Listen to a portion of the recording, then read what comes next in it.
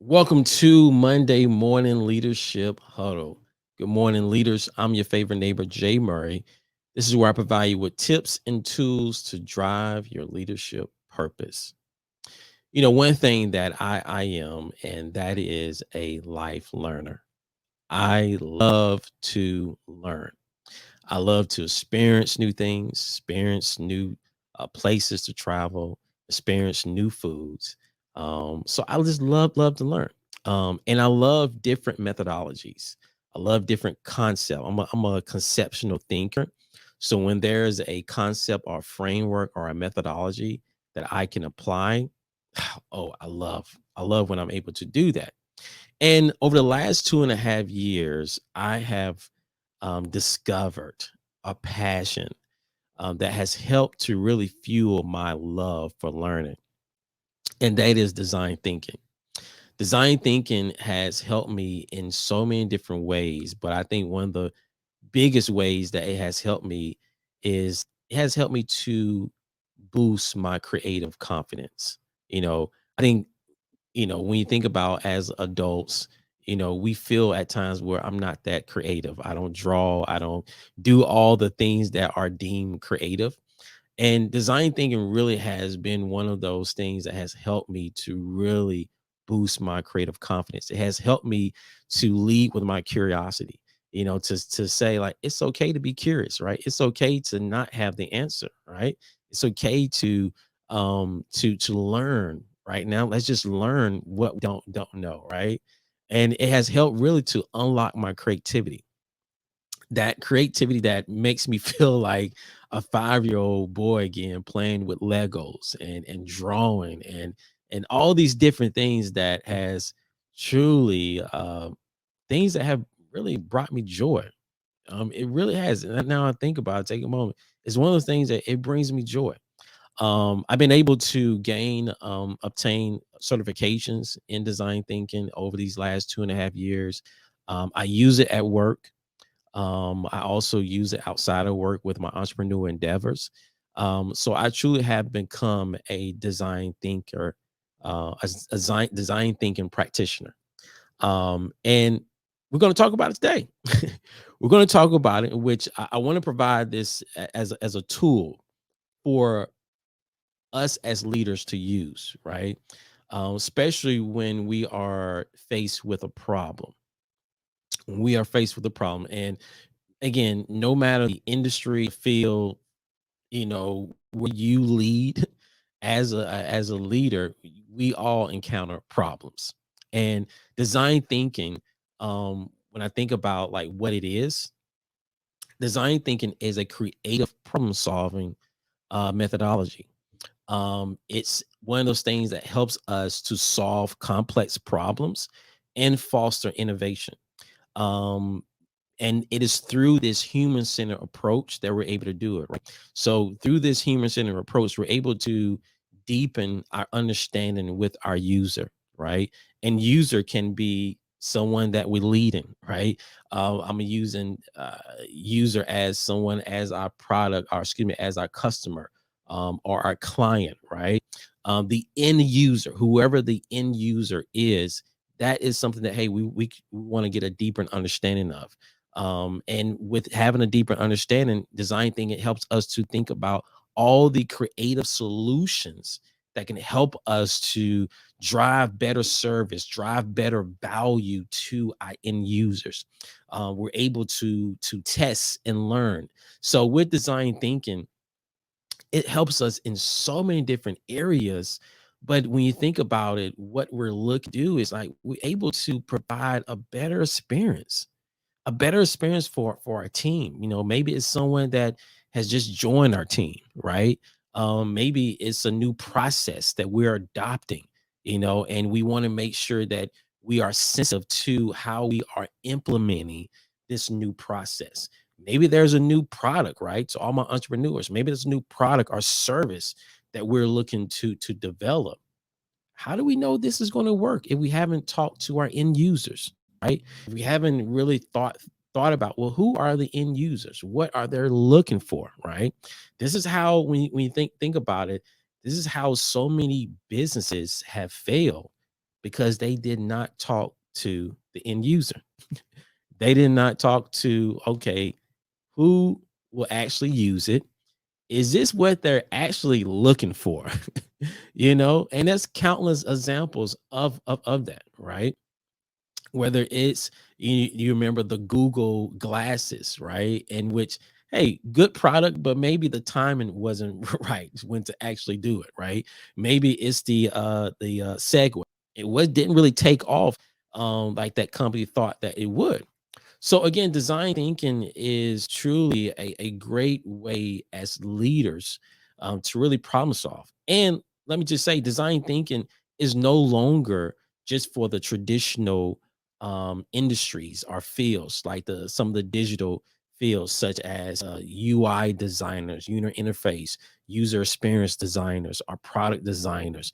You're now seeing there's countless case studies now of design thinking being used in the medical field, in social justice.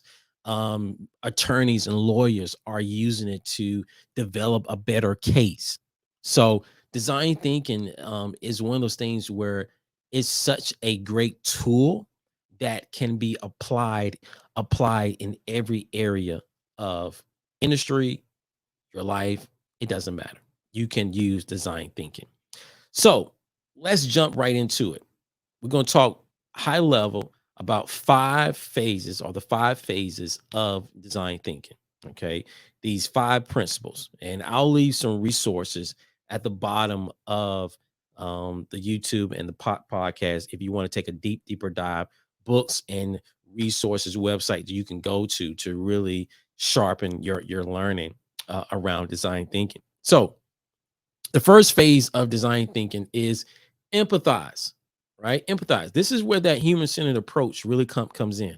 And this is where you are empathizing with your end user, right? You're really looking to deepen your understanding of the needs of your end user, right? So, again, this may be someone on your team. As your team adopt a new process, this can be, again, as entrepreneurs, business owners, as we look to develop products and services.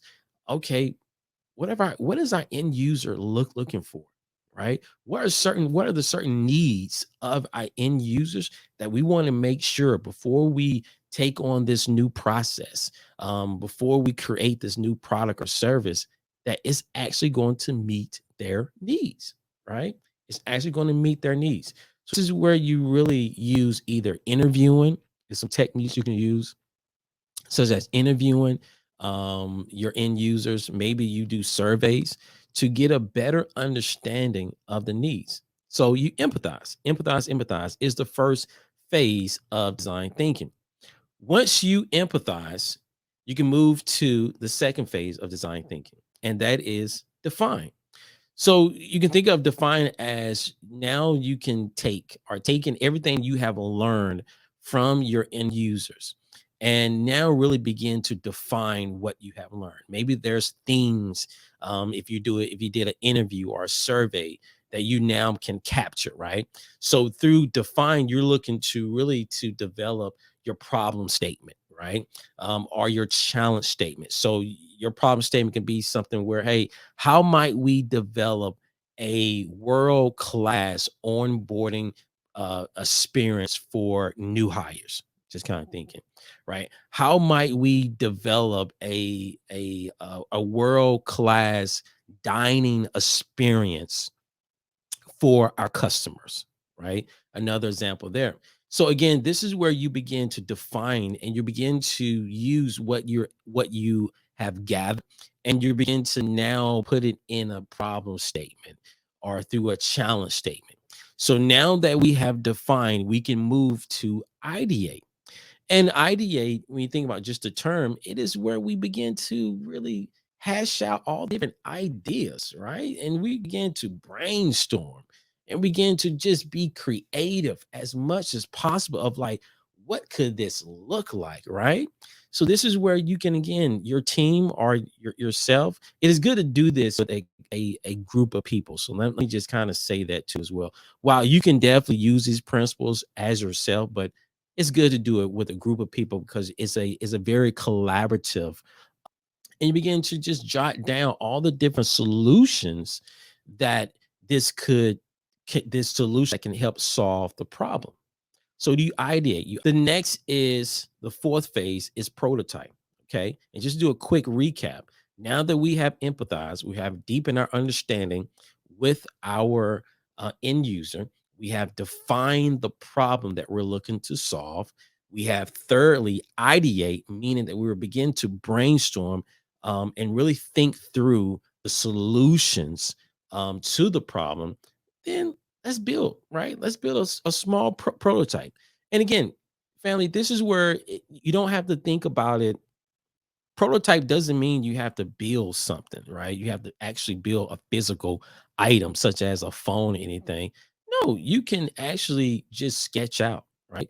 You can sketch out on a sheet of paper of, again, if you're adopting a new process for your team, you can sketch out that process on a sheet of paper. Maybe you're developing a new menu, right? You're redesigning a menu for your restaurant. Sketch it out, right? Sketch it out.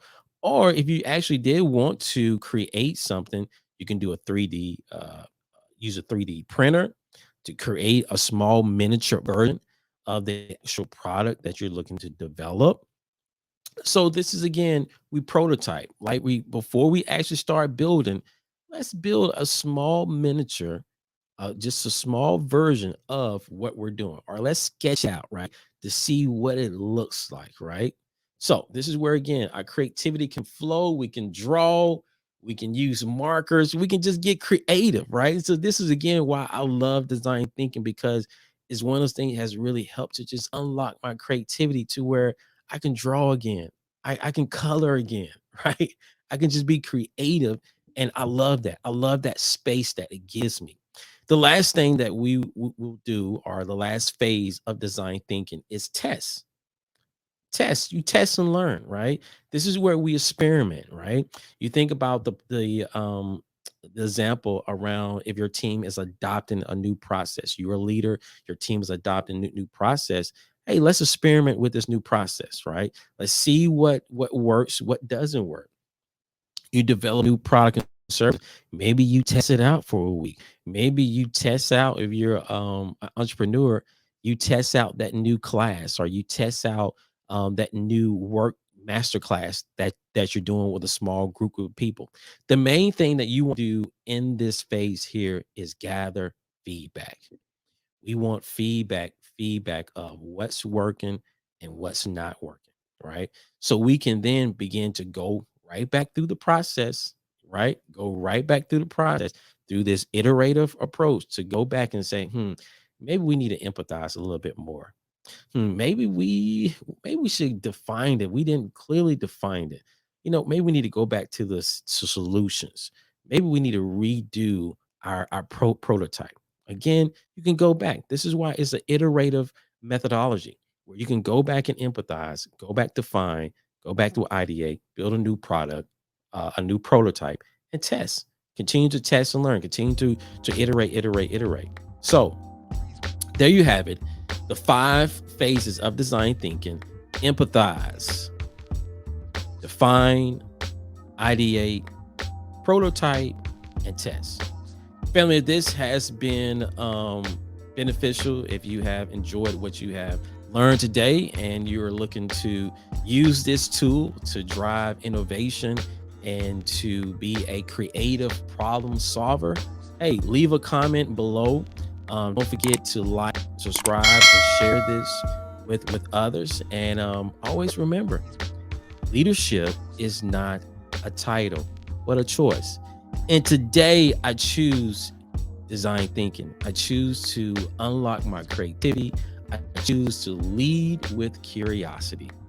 Till next time, family, be blessed.